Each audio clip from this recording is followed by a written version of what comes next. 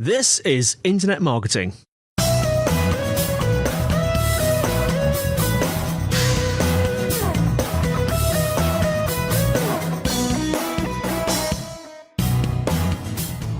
Brought to you by SiteVisibility at sitevisibility.co.uk. This is Internet Marketing. Now, before we start today, a bit of shameless self-promotion because SiteVisibility has recently published the Ultimate Content Promotion Guide. It's their most comprehensive guide to date, and in it, they break down all of the content promotion tactics, tricks, and tools you'll ever need to help you achieve content marketing success. You can download the guide plus a handy printable content promotion checklist for free by going to bit.ly, that's bit.ly/ultimate-content or ultimate-content. Same thing, really. Now, today I'm joined by Tom Schwab, founder and Chief Evangelist Officer at Interview Valet. Tom, how are you? Andy, I am doing wonderful today. And you're nestled between two of the Great Lakes, aren't you, up in Michigan? I am. I'm in Kalamazoo, Michigan, so I'm halfway between Detroit and Chicago, and people are like, is there really a Kalamazoo? And I said, yes, there is, and it proves that you can do podcasting from anywhere. Wasn't Kalamazoo a strange sweet that you could blow through, and it was a bit like a whistle or something? I'm trying to remember what it was. It was probably something different in the States. There was an old Glenn Miller song from World War II that about Kalamazoo. It's that, and it was the home of kaopectate. So if you ever grew up with that, it was probably made in Kalamazoo. Kaopectate? It's maybe it's an American thing when you were sick, but it's also the home of Gibson guitar. So the Beatles were here once picking up their guitars. And I have to ask, what's the weather doing up there in Kalamazoo? Well, we don't have to shovel, so that is a good thing. Even if it's raining, if we don't have to shovel, it's a good day. Brilliant. Well, it's not. We don't have to shovel down it. We had a risk of snow a few days ago, but it's quite nice again now. They're a bit chilly. Spring is on the way. Anyway, less of the weather. Let's start off. Tell us a bit about yourself and Interview Valet. Sure. Well, my background is I started out as an engineer. My first job out of college was running nuclear power plants. I always say I've run nuclear power plants and I've run a small business. One of them was easy because it came with an instruction manual. And it really taught me that everything can be systematized, it can be taught. And one of the things that really frustrated me as I became an entrepreneur and in sales and marketing especially, when people would say, half the money we spend is wasted. We just don't know what half it is. Or if they couldn't tell me how they got the results. If you don't know how you got the results, you won't be able to predictably reproduce them. Yeah. So a number of years ago, I started to work on inbound marketing, using content to attract, engage, and delight customers. Yeah.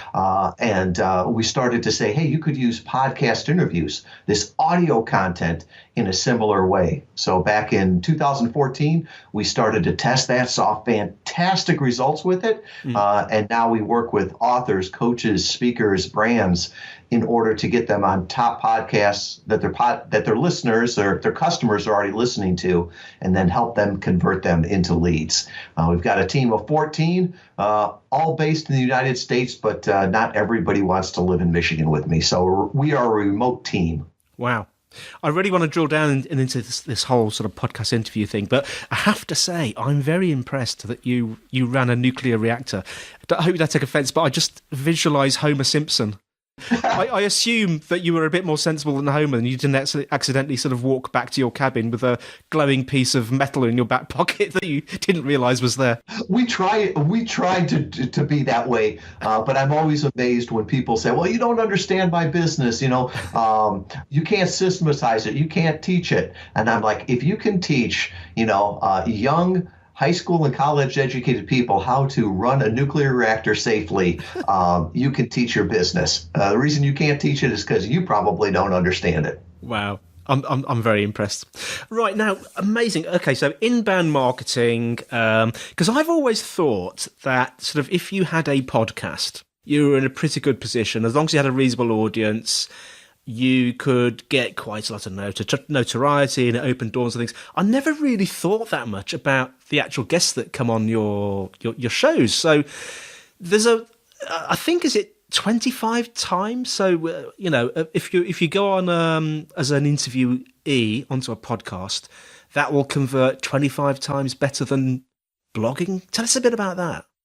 Yeah, when I first saw that results, I was shocked by it. Yeah. And really, being an engineer, I always try disproving things. And I'm like, no, it can't be that. A good blog will convert 1% to 2% visitor to lead. What we were seeing from podcast interviews was visitor to lead of 25%, 50%. We even got some shows up to 75%. And at first I thought, it's got to be the personality or it's got to be the niche.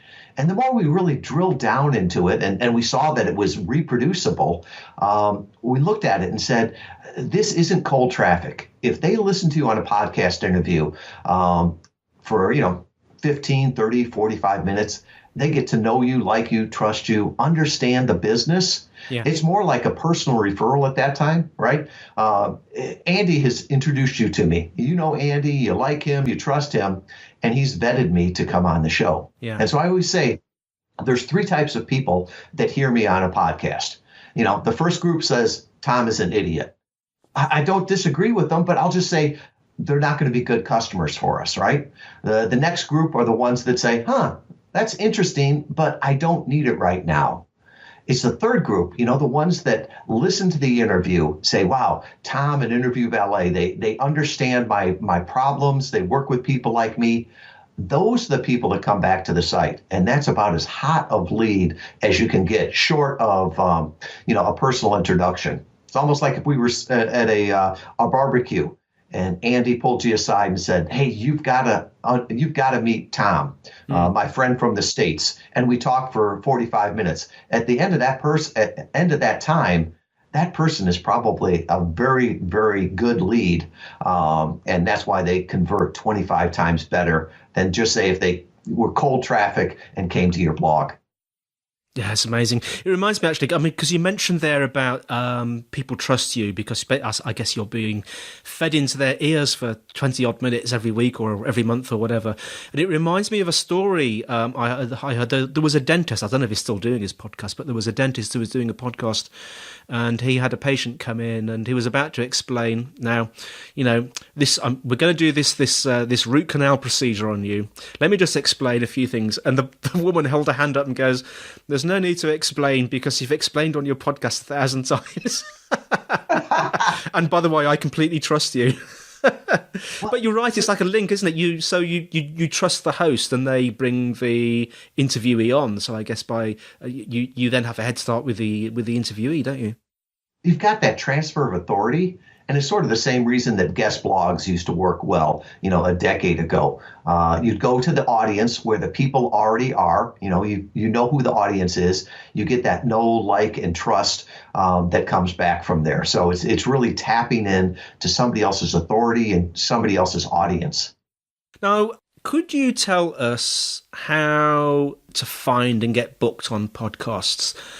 Specifically the right podcast, because there needs to be podcasts that matter to your business, I guess. Right. And people come to us at times and say, can you help me get booked on a podcast? And I'm like, well, if you want better answers, you've got to ask better questions. And I think the question you meant to ask was, can you help me get booked on podcasts that make a difference to my business? And they're like, isn't that what I said? And I'm like, not exactly, right? Because right now, there's over 600,000 podcasts. I guarantee you, if you're listening to this within today, you could get on a podcast. The problem is it would probably be a waste of your time, right? So our algorithm that we look at, we've worked on over the years, really looks at 4 things. And this is something you should always look at before you say yes to a podcast that invites you or start searching for the podcast. The first one is the podcast itself.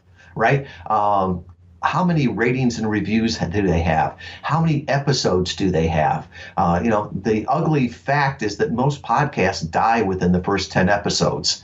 You don't want to be, episode number 9 and they stop paying their hosting bill at episode 10. Yeah. No one will ever find you. So from that standpoint, make sure that it's an established podcast. The other one is to make sure that they've got your type of listeners. Content is king, but context is God. We're talking about marketing here. There could be a great podcast for nursing mothers that has a huge audience. Well, I could go there and it would have no relevance to them. So make sure you're really focused on it. This is a game of to play with a rifle, not with a shotgun. So most people stop right there at the podcast and they're like, oh yeah, I understand that. Well, the other thing to look at is the website, because every one of these podcasts are going to be giving you a backlink. And so make sure that they've got show notes. Look at their Alexa ranking, for their popularity, or their Moz ranking for their authority. We've got some clients that do this just for the SEO and the backlinks. Because you think about it, some people say, I want to be on, Tim Ferriss's podcast. Well, if you want SEO value, you may want to be on a podcast that's hosted by Harvard University. I mean, wouldn't you love a link coming back from harvard.edu? Or really any .edu, those are gold as far as backlinks.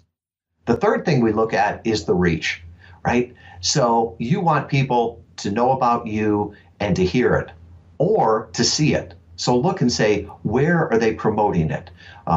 We've got some clients that want to build their Instagram following. Well, we look for podcasts with big Instagram following. Other times you look at their email list. And you can sign up for their email list.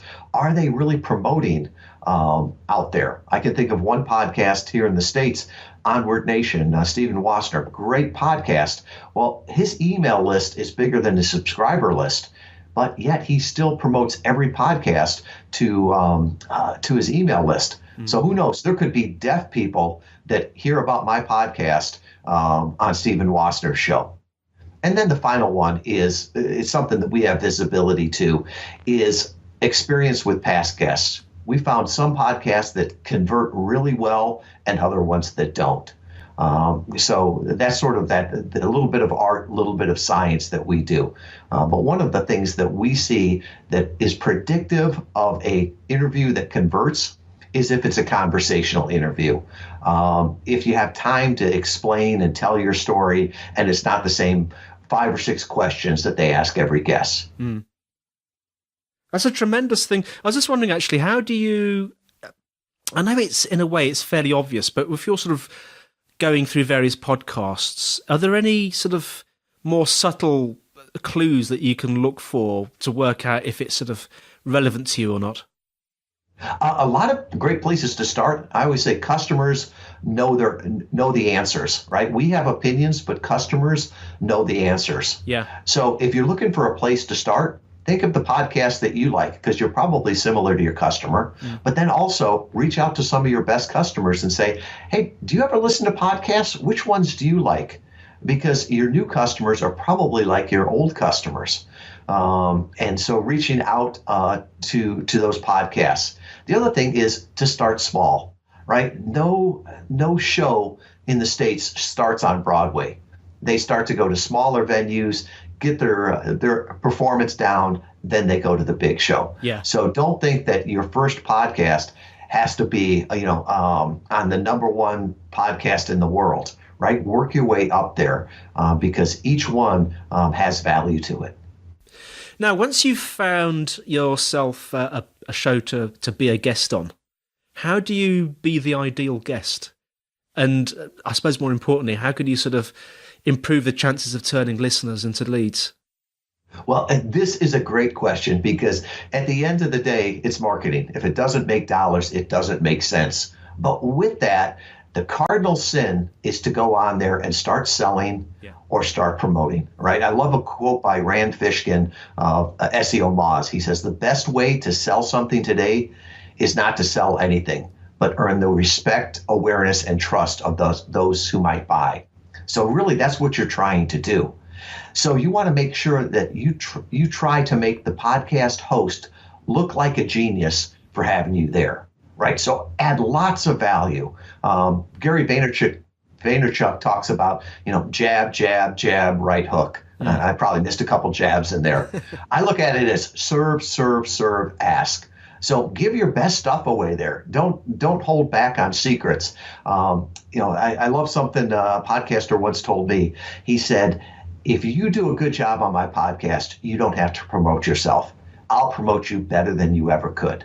So always focus on that. And what are the things that you can do to give real value, give tips, like going back there, the four things that we look in our algorithm to pick podcasts. I could have said, well, it's a secret. No, it's not. Another thing is to give them reasons to say yes, and especially to get back to your site. And this is something we've done lots of testing with. Another cardinal sin is at the end of a podcast, say you can find me here on LinkedIn and Facebook and Twitter and Instagram and all the rest of that. Now make it easy for them. Have them one place to go.